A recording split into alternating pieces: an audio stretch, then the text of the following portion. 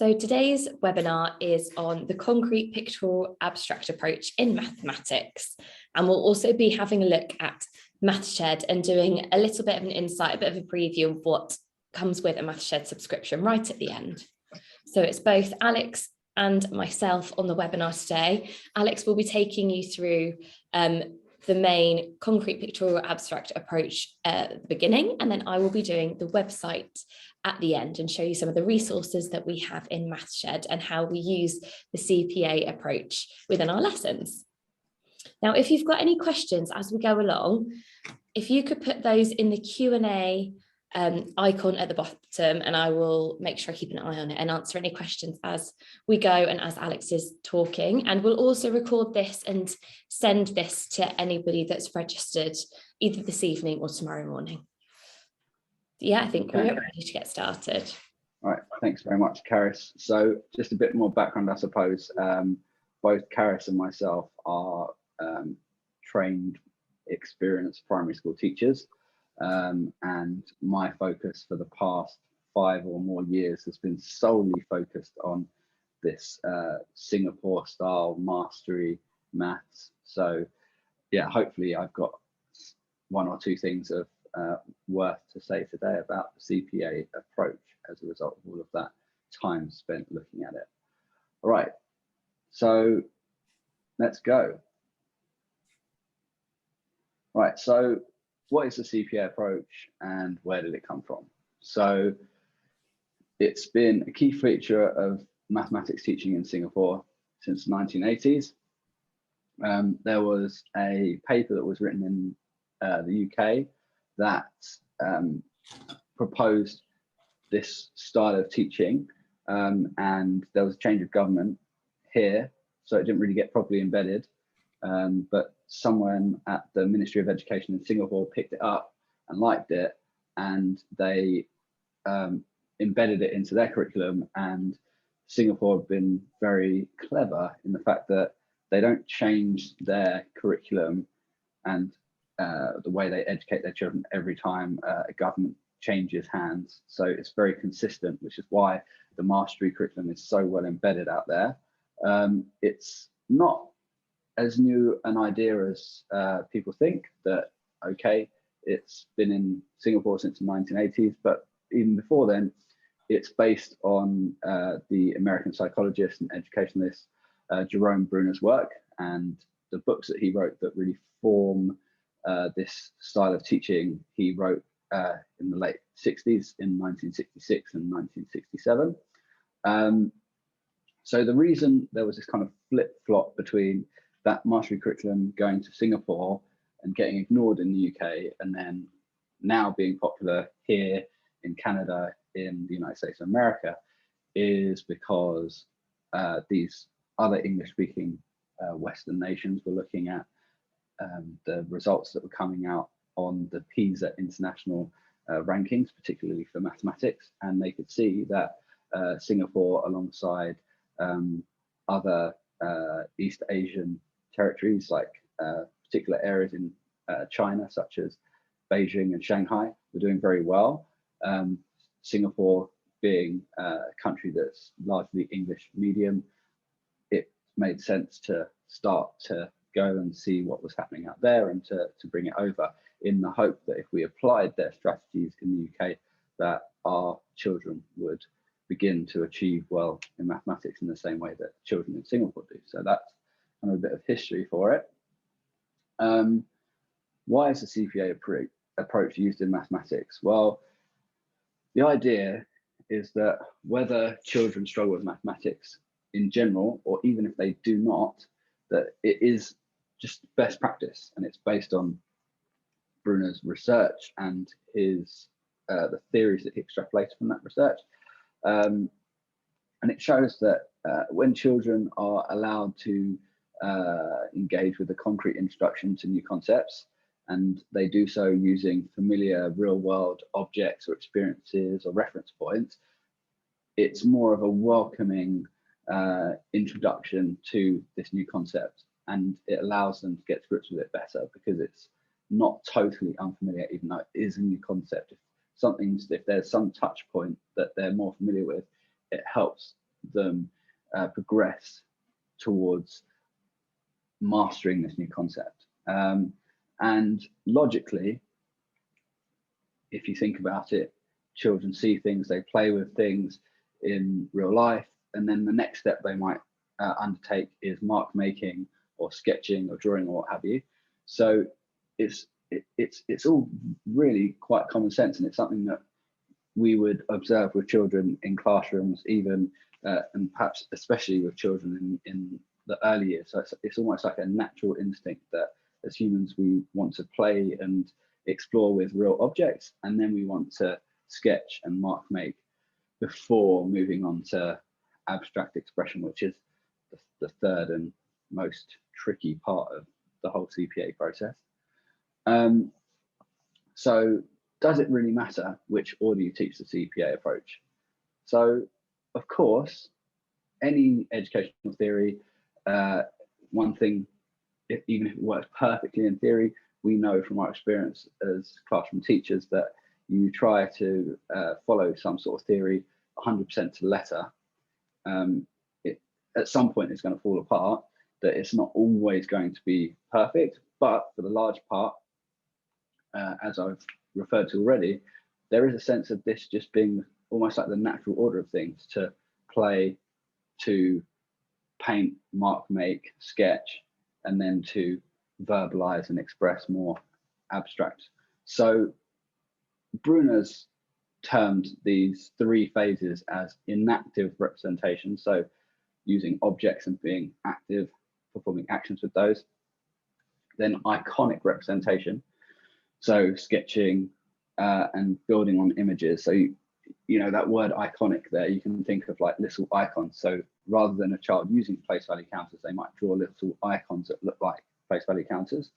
And then symbolic representation, so that's symbols or language based.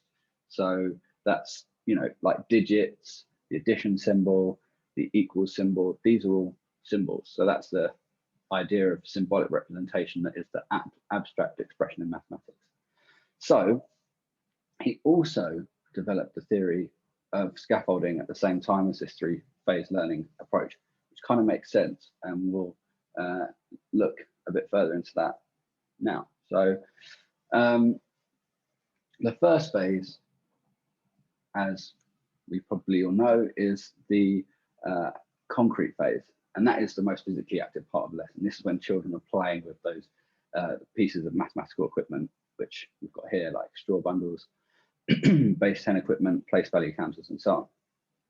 And it goes on. You can have fraction, parts of discs for fractions, and paper strips, and so on and so forth. It's not just for place value and addition and subtraction, multiplication, division.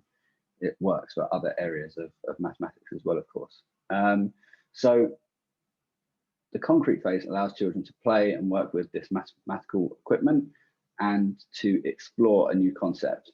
And by doing that, they get to contextualize it and get to conceptualize and really begin to consolidate their knowledge and understanding of this new concept.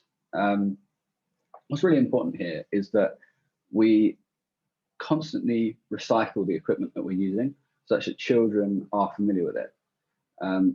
That way, they already have the concept of, I know this base 10 hundreds piece is 100 because there are 100 small squares, 10 and 1, and so on and so forth.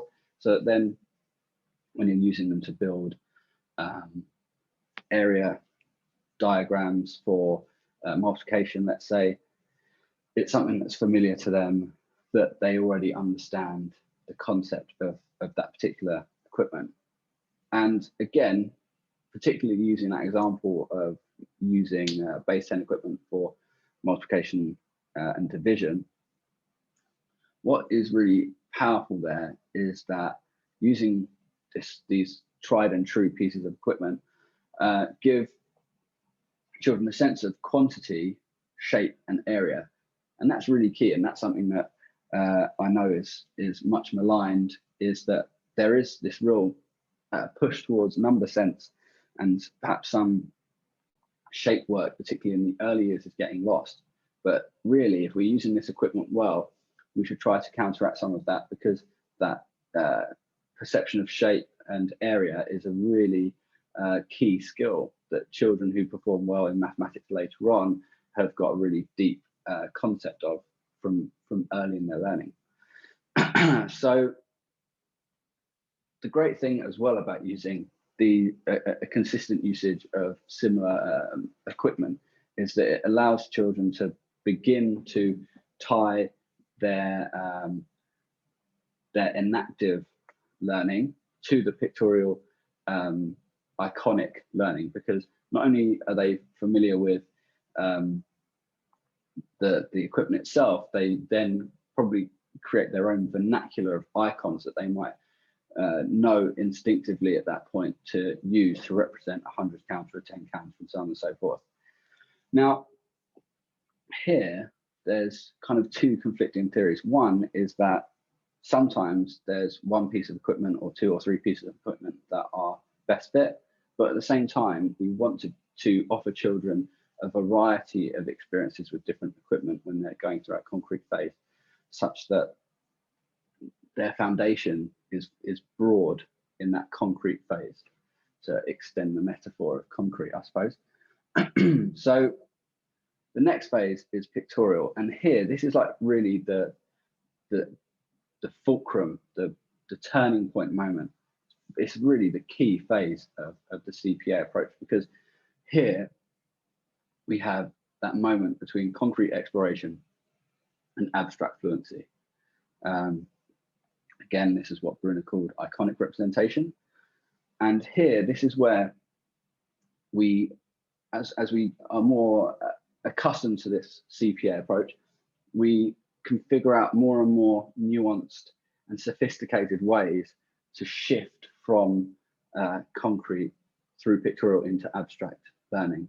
That here, in this diagram I've drawn, you could move from concrete learning with base 10 pieces, then pictorially representing them, then pictorially representing them within a place value table, then having a hybrid concrete pictorial where you've got the pictorial place value chart, and then you're putting in the literal concrete place value pieces, then again representing those iconically, and then moving into a core pictorial representation such as a part whole model. Equally, you could use a bar model here, and in fact, that's probably useful to show both. So that's why I think pictorial is really the key thing. And once we're confident knowing which concrete equipment to use, the next step as teachers that we really want to master is, okay, now how can I really amp up and level up my use of the pictorial phase? Because that's really where that shift happens from the concrete and into the abstract expression and fluency. Okay, finally, of course, we've got the abstract, which is what Brunner calls the symbolic representation, again with those symbols, the digits, the addition, subtraction, multiplication, division, equals, greater than, lesser than symbols.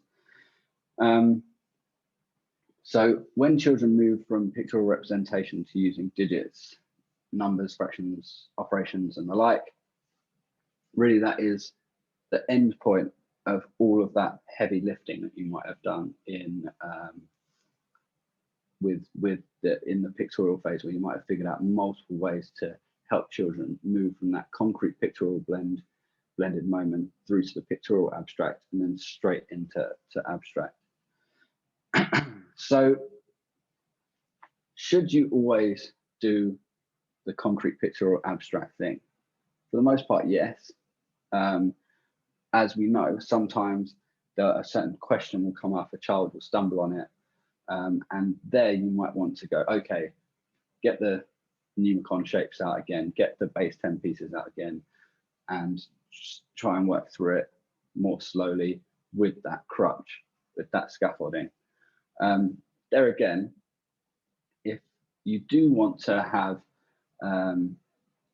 the opportunity to flip back and forth between concrete, pictorial, abstract, and then concrete again, a kind of a little hack might be to introduce with one type of equipment. So say, for example, base 10 at the start for a place value lesson, and then at the end you might have those place value charts and place value counters and say, can you show me the largest 3-digit number you can make with place value counters and the smallest possible, and what do you notice? What's the same? What's different about these numbers? Have you discovered a rule? And by using that equipment, the children should be able to express themselves in an abstract way more fluently by using the equipment to support them, even though you're at the end of the lesson, you're reintroducing concrete resources there. At what ages is the CPA process appropriate? Well, obviously, we all know we walk into reception, nursery, or maybe you're working in that phase. You see there's a lot of equipment. It carries into Key Stage 2 and beyond. Even in Key Stage 3, we're hearing more and more about secondary schools using Cuisenaire rods, using algebra tiles, and so on and so forth. So it is, something that should be extended throughout schooling. But as children get older, we should try to make the concrete parts of our lessons shorter and allow more time for pictorial and abstract learning within our lessons as we're thinking about the proportion of these lessons. And then finally, of course, for those of us who are thinking about this, those Year 6 teachers, you're not allowed the concrete equipment in the hall for SATs. You're not even allowed calculators, squared paper, or tracing paper. So you're not allowed to have a box of base 10 pieces in there. Now, this is something that came up, when was this? 2 days ago now, where someone said that they'd seen this comment by someone who'd had Ofsted in, saying that manipulatives in math shouldn't be used very much, which seems really counterintuitive to all of this work, all of this money that the government have put into the NCETM to develop mastery style teaching, all of those projects and so on and so forth. So Ofsted chose to respond, and here they've said that they acknowledge the fact that children can be helped with simple everyday objects like Numicon and so on and so forth, but that children should move towards working with symbols and abstract representations. So they're kind of, I don't know if it's backtracking so much, but clarifying here that they're not saying manipulatives shouldn't be used as much. They're saying use them, but don't allow them to become something pupils are dependent on, and that children should be transitioning from those equipment to secure and rapid recall of maths facts like times tables, number bonds, those sorts of things. So that does adhere to mastery principles, because the mastery principle does push towards abstract fluency, such that children don't suffer from cognitive overload by having to rely on pictorial representations or concrete equipment. But I have no idea what a semi-concrete resource is, though. I suppose it's something that they're trying to, that sort of concrete pictorial fulcrum moment that we looked at a few slides back. I suspect that's what's trying to be conveyed here, but it isn't something that people have said. And I think that was quite unhelpful, because now people are going to be going, oh, do we have any semi-concrete resources? Do we need a concrete resource box and a semi-concrete resource box? I would say, don't worry about that. I think that was a misspeak by whoever tweeted that. But yeah, again, it seems as though they're telling people not to use manipulatives, but that isn't the case. It's just really sort of making plain the fact that yes, children should use them, but essentially we need to have that scaffolding where children have them, they have those various different pictorial representations, and we peel them back throughout the lesson or throughout a unit of learning or over the years as they become more proficient in times tables or place value knowledge or what have you, such that we get to a point where they are acting with fluency and even automaticity in their learning. So hopefully I've managed to diffuse this debate, but we'll see. There'll be a blog post about it very shortly. And now I hand back over to Caris. Okay, brilliant. Thanks so much for that. So what I'm going to do now is show you MathShed and show you what you might get with what you will get with the MathShed subscription, or even a free trial if you wish to sign up for that. So what I'll do is share my screen, and then I'll take you for a tour around our MathShed website. There we go. Right, okay. So our resources, if I click on here, I'll show you those first. Now with MathShed, we have got PowerPoints going for every single lesson, for every single block, from reception to year 6. And this follows the same progression as the White Rose curriculum. What I'll do first of all is show you what we have for each lesson. So what I'm going to do is pick a year 3 one and go into place value, and I'm going to go for lesson 3, because that's going to show some of the CPA approach that we've been discussing today. So for each lesson on MathShed, you have teaching PowerPoint resource. You also have a quiz which you can set for the pupils, which is based on this maths objective. And we also have something called lessons, which are a mix of video clips and quizzes. So I'll show you each of those. So first of all, if we start with our teaching slides, so we can go through those. Now for each one, as you can see, we've got the national curriculum objective there, and they all follow the same format. So we have our success criteria, the starter, and then we have a series of talk time, we call it, which is sort of like a teacher explanation, and then various activities throughout that the pupils, oh, hang on, I don't know if, there we go, that the pupils can either do, oh, hang on, let me just see. I don't think my screen share was sharing with the other one. One moment. Classic using Zoom for many years, still do the same mistakes. Right, okay, there we are. So here you can see our starter, and then we go through talk time, which is sort of the teacher explanation, the activities that pupils can do independently if you want to, or as part of the talk time. And then it always ends with sort of with an evaluation, which is a plenary question. So if I just go through, here you can see how we use some of the concrete images of the concrete resources throughout, and we make sure that we have a variation, whether they're of place value counters, cubes, deans, base 10, all of these sorts of things, particularly within the first explanation part. We also make sure we have our place value charts as well. So these, again, are talk time bits for the teacher to introduce the objective and what we're looking at. So we're just looking at what number is represented within the place value chart at the moment. So what I'm going to do is just skip down and show you what some of the activities might look like. So here's activity 1. So what numbers are shown in the place value charts below? And then the pupils can then use their abstract knowledge to put in the digits. And we make sure that we've always got answer slides to make your lives easier as well. Then we also have some pictorial representation. So chances for the pupils to be able to sketch numbers, or maybe like this, we are explaining them in just a slightly different way using sketches, just as another variation.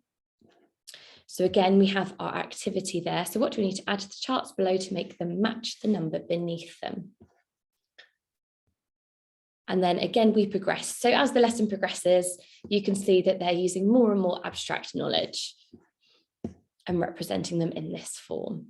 So here we are using the cards and chart below. How many 3-digit numbers can you make? So here we don't have any concrete or pictorial representations. They're just then going on to the abstract part.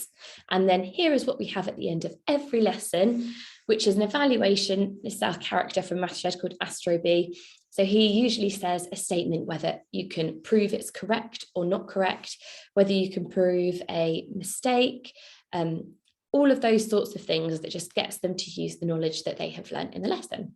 So I've written the number in the chart in its expanded form. Do you agree with Astro B? Can you explain your answer? Okay, so now if we take a look at our quiz. So say you've done that and that's your lesson. The activity slips that were next to that are just the activities that you could see on the PowerPoint, but you can just print those out, whether you want them on stickers or slips, however you want to do those. And then here are our accompanying question sets. So for this, you need a subscription to see this, but there are some which are free with our free trial. And our free trial is available for schools and teachers for 30 days, and it will automatically finish after 30 days. So if I click play quiz, we can then view it as you would view it as a pupil. So if you want to, or if it's appropriate for your year group, they can read the question. Which of these numbers is represented below? How do you know? Select an answer below: 97, 79, 970, or 790. Okay, and then you can click the answers. Some might have multiples, you might have to click more than one answer. They're not all the exact same question. So this one is a little bit trickier. iPad has these digit cards making 3-digit numbers with them. Which of these numbers could not be made with a digit card? Here we go. So here's one that has more than one answer. At the top, you can notice there's a timer that's there for a bit of motivation, but if that runs out, it does not go on to the next question. So for those learners that is not appropriate for, you can reassure them that the timer won't change it onto the next question. I'll just leave it because you should see that in a second. Okay, so you choose whichever they are. Here we go. So again, although we've got some concrete resources on our images, we also have some sketches. So it's just slightly more abstract and bridging that gap. So that's what a quiz will look like. And if you set that quiz for your pupils, you can then review and see how they've got on our assignments page. And I'll show you that in a moment. Oh, the other thing I was going to show as well is if you don't have devices, or if you're setting this as homework and not all pupils have devices, we have also got a way to generate this quiz as a worksheet.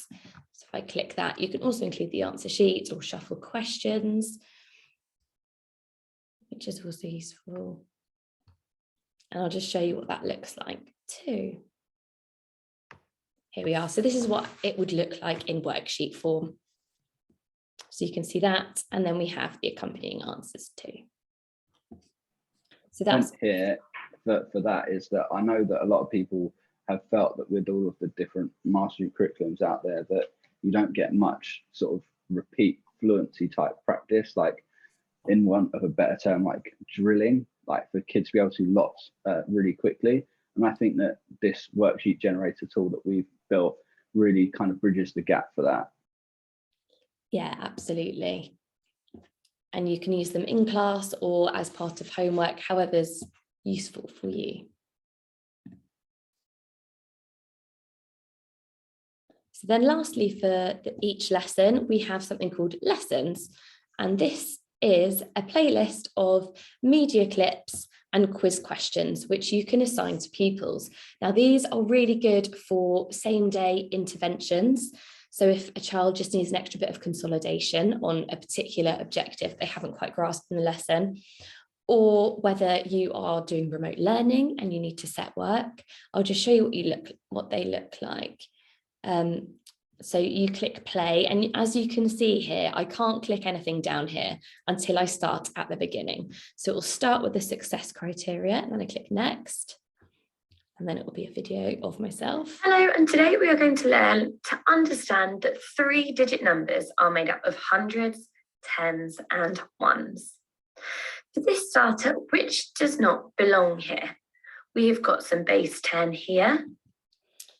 So again, it's a really great way to know that the children are getting exactly what they might be getting in a lesson. Yes, of course, they might forward it, but say if you've got an intervention group with a teaching assistant, perhaps monitoring the pupils, you know that they're getting the right input, the right explanation, and the same lesson content as if you were using one of our PowerPoints. So then once they've watched that, they'll have an explainer video to prepare them for the first activity. And here you can see the talking time parts of the PowerPoint, which we looked at earlier. What number is shown in the place value chart below? We've got 300s, 1 10 and 3 1s, which would make it 313. So once they've watched that, then hopefully that will build their confidence to attempt the questions here. So the quiz questions based on what they've watched and what they've started, the knowledge they've started to gain from watching those videos. So again, these will be very similar from what we've just looked at. So here, type the number shown in the place value chart. So if we go through,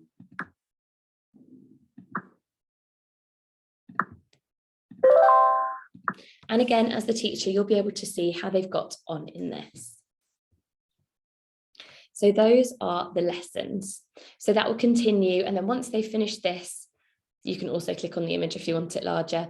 Once they finish this, that will take them on to the next level and so on until they work their way down the lesson, which you can see there, and ends with activity 5. So you can see how that could be really, really useful for those children that needs just something extra. Okay, so those are our main resources that we have for every single lesson. Now, in addition to that, we have other motivational tools such as challenges. So you can set competitions between classes or between pupils. And you can do that as obviously MathShed. You can decide how you want that marked, whether you want it on the points earned, the amount of games that they've played, or the correct answers. And what you can do is choose, and these are part of our fluency games, and I'll show you that in a moment. So as well as our resources for each lesson, we also have fluency games for those core skills such as number bonds, times tables, quick adding and subtracting, for all of those different skills that pupils need. So you can choose whichever skill you want to compete on, and then choose the groups that you want to give that to. And then that will just be there. And you can see here the period it's on there. So you can see just an extra bit of motivation. Now, within our resources, I know we looked at each lesson. The only other things there which are really useful for certain teachers around this time of the year is within stage 6 and stage 2, we have some extra SATs practice papers. So if I click into Key Stage 2 SATs, what this has done is, based on past SATs papers, we've created quizzes which look very similar to the ones we've just played.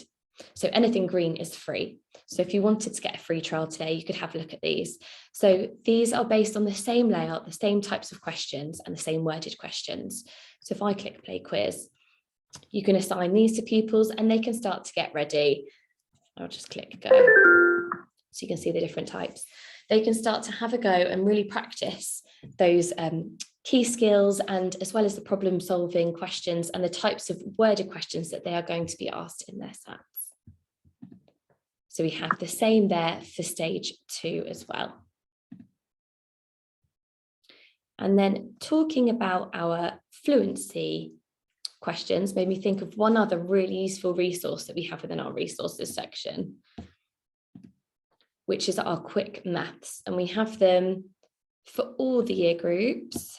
So if we start just year 1, autumn term, and if we go down, so we've got all our normal blocks, and they're for each week. So they are fluency type questions that are based in PowerPoint formats, and that are really, what we found and what we've heard from teachers, are really useful to do every day, maybe at the same point in the day, whether it's after lunchtime, after assembly, when pupils come in just at the beginning of the school day, to have this on the board and they know to completely get on with it.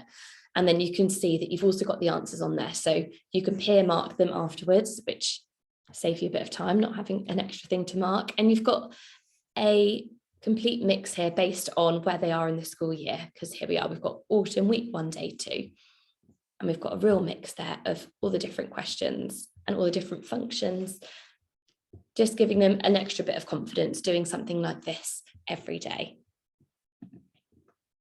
So we've really gone through all the resources there.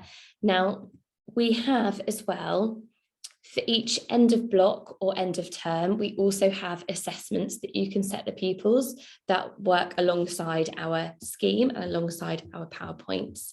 So you can see that there, we've got end of term assessment, which again is in quiz form and will look very similar, just have certain types of questions to the ones that we've already looked at today. So if you assign people work, it will come up here in assignments, and this is just where we give people work depending on whatever subscription you've got. Here's one which I assigned earlier and played just so we could see a little bit of information. So you can see the percentage they've got correct, the games that they played, the total score, and if I click in that pupil, I can get a bit more information. So I can see, if I choose, just have a think what I've played as my test pupil.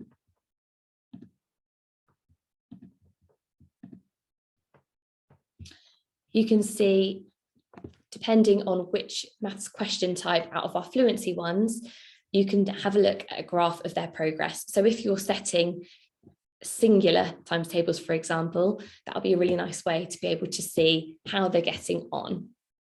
Here's a history of all the games that they've played. And we can also see all of their quiz answers here. So if they've done any of those quizzes that we've looked at, here's a money lesson here.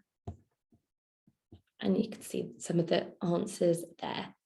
Now, I know we also looked at the competence, we might have mentioned on the last slide, sorry, the competence data. So if I go to assessment, we've got a really great new competence grid. So if I click on one of my classes and obviously go to maths, what this does is any of the quiz questions that I've shown you today, each one will be tagged with a particular curriculum objective. So when the pupil answers that question, it will then take their score into account from that question and feed it into this table. So then if we click on our area of maths that we're looking at after our year group, now this is my test accounts. There's not lots and lots of information here, but you can have a quick look here. So this is read and write numbers to at least 100 in numerals and words. And what that does is over the last 5 games, because we like to make sure that it's a bit more consistent rather than just taking a one-off game as their competence score. And it gives a bit of an average from those last 5 games on how well they're doing. So it will color code it, it will be green if they've done really well in their past 5 games, and then it will then feed into their overall competence score for number and place value in this case. So that's just a really nice way to have a quick snapshot of your class, see how they're getting on from the areas that you have taught already. Now, the final thing I was going to show you was the fluency games that we have got. So if I click on the play game icon, you can do this as the teacher and have a look at the game screen, go into MathShed. Here are the different fluency games that we have got. Now, if you don't want pupils to see everything, because you can see, I can see everything here, you can easily turn that off and they can just see the activities that you have set for them. So if I go into times table, for example, and choose which ones I want, whether I want mixed, I can then choose easy and medium, have got multiple choice, hard I have to type it. And then see how many that you can answer within the time limit here. And so on. So as well as all of our teaching PowerPoints, quizzes and video lessons, those are brilliant just to have as key skills that we know underpin everything else. I think that is everything. Just go back to our MathShed screen. So anything in our resources which has the green free icon next to it, you can download if you want a free trial. If I click in here, you can probably see that one will be free. There we go. So you can still have a good look and see if it's suitable for your school or something that you might want to be using and that you think the children in your school might like. If you've got any other questions, I'll just stop sharing my screen now. If you email support@edshed.com, and we've got a great support team who will get back to you in probably 24 hours, quite on the ball. But I don't know if there's any other questions at all. Quickly have a look. Brilliant. It doesn't look like there's any questions. What I will do is email this out either this evening or tomorrow morning, and we'll put this on our YouTube channel, and feel free to forward it to any other staff members that might find it useful. Thanks very much. Thank you. Thanks Thanks. very much, everyone. Bye-bye. Bye.